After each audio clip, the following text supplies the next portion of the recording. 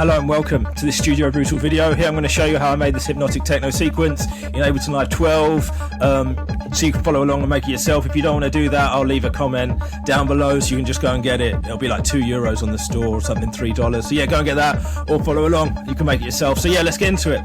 So basically, I'll just show you a bit of the patch.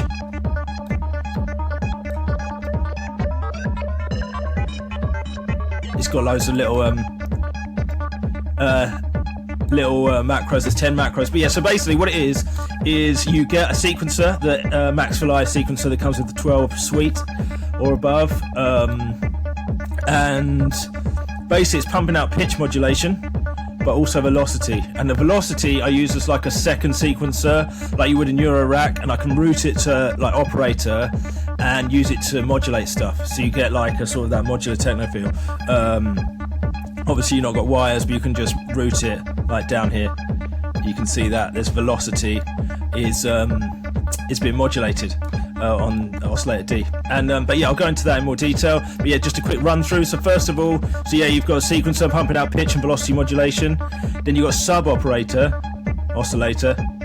If I switch it off, it sounds like that. If you've got good speakers or headphones, you'll hear that. So yeah, so it's got sub bass playing the same as the main lead.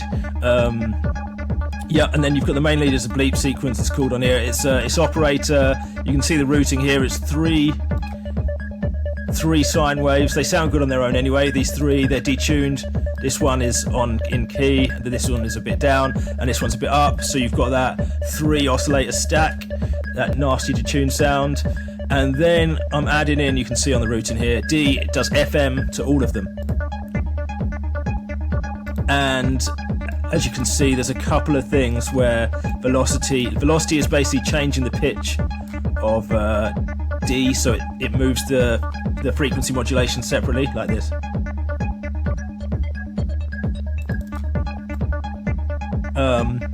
So yeah, and then there's like the filter as well, has some velocity settings, so the envelope and the cutoff are jumping about with velocity. You can see that here and here. And then it's distorted.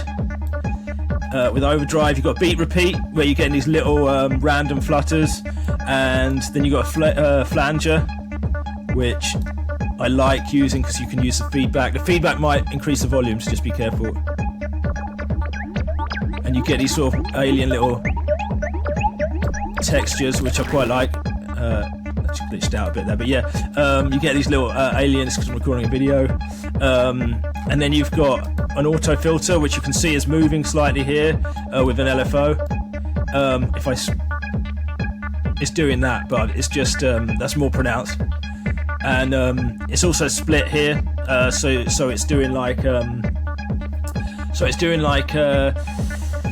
it's split the LFO a little bit left and right, so you get stereo effect. And then another beat repeat, which is giving you a few little extra beat repeats. Then you've got an echo, which is giving it that echo, obviously the delay. Utility just to bring it down because it's quite loud. Auto filter to take the top end off. You can turn that up if you want, but it can get quite high, shrill on the highs. Then what you've got is the reverb, which is self-explanatory. And that is basically it. And you've got all the import, and then everything's mapped up the front to the macros. So you've got sub volume.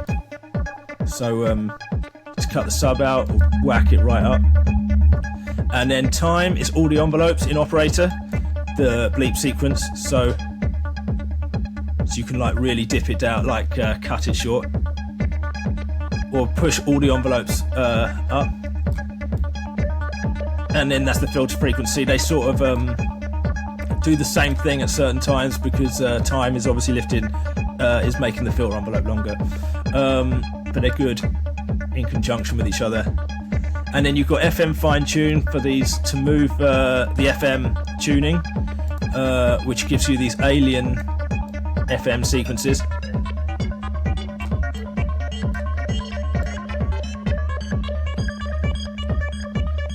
You get some nice alien sort of Jeff Mills, Something in the Sky style sounds from that. Then drive, which is obviously a bit of distortion. And then you've got the chance of the beat repeat here. which will just make the beat repeats happen more often, obviously. And then the phaser feedback, which I showed before,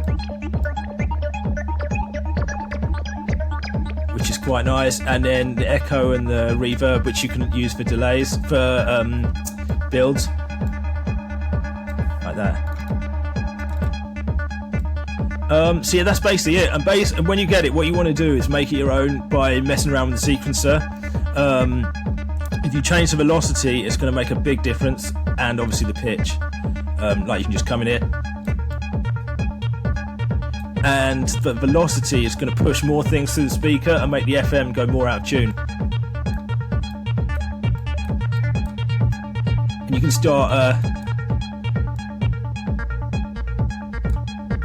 And also, obviously, if you change the length of it, you'll get a massively different feel.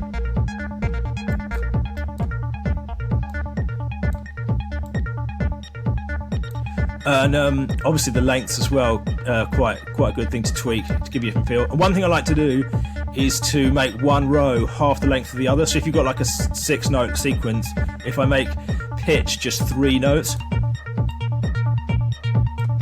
so pitch is so it's basically a 3-note sequence, but velocity is 6, is double. So you get, it's a 3-note sequence with more variation. I hope that makes sense. And then you can just come back in and tweak this, and tweak the macros, and make it your own, basically.